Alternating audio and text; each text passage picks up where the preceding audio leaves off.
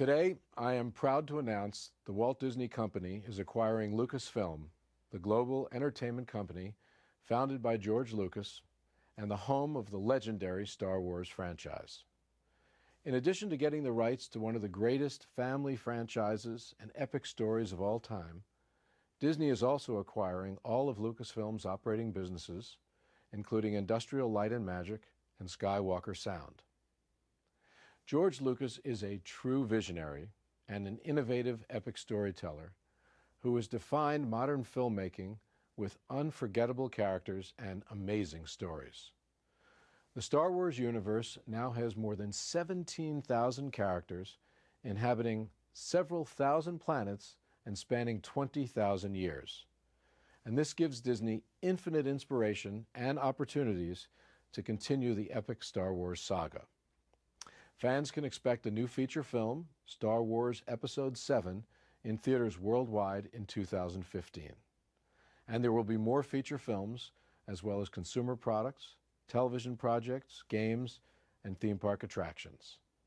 We're thrilled that George has entrusted the future of his extraordinary legacy to the Walt Disney Company and recognize what an honor it is.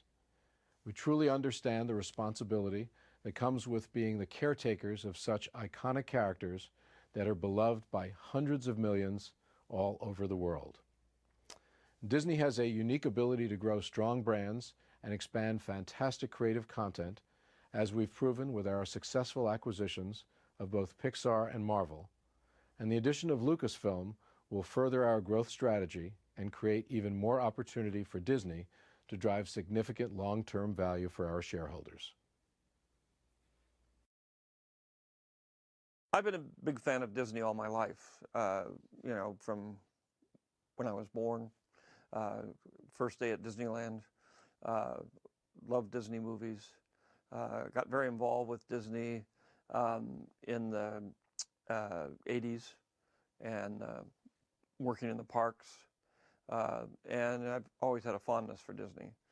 At the same time, as I've gone through my career, I realized at some point I needed to retire, and I wanted to go on and do other things, things in philanthropy and doing more experimental kind of films, but I couldn't really drag my company into that, and I felt it was time for me to start thinking about retiring, and I've been doing that for the last 4 years, and one of the most important shifts that I had was I found Kathy Kennedy, who I'd been working with for 40 years, and asked her if she wanted to come and be a co-chairman with me and get ready to take over the company and take over the franchise and do everything. And once that piece was in place, I knew then I could step away and actually retire.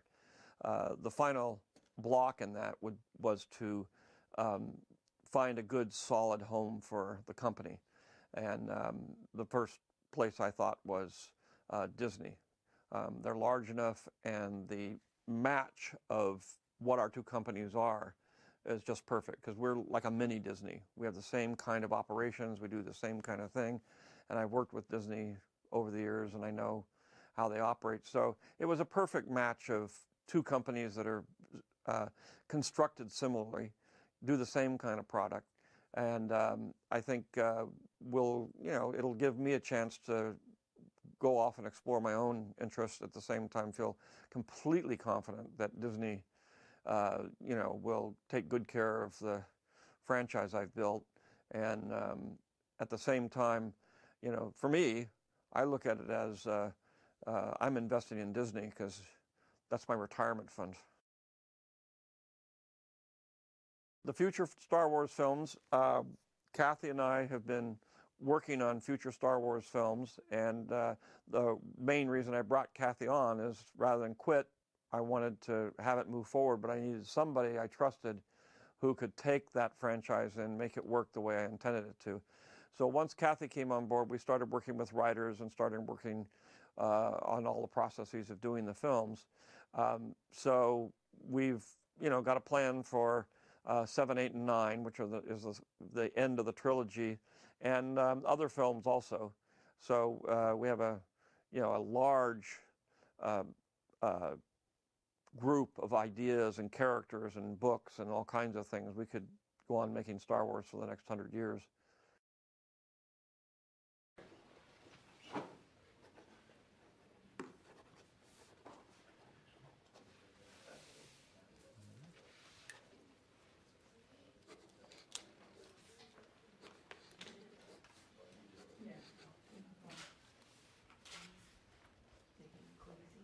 Okay. Great.